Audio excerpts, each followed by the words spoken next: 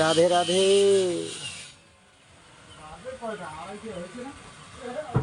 আমরা এখন নয়ারহাট বাজারের পাশে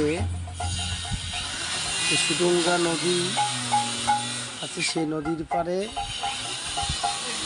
শিখল দোকানে আছি।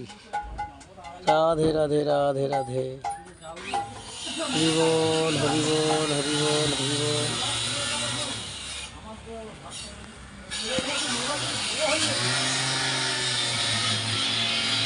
বর্তমান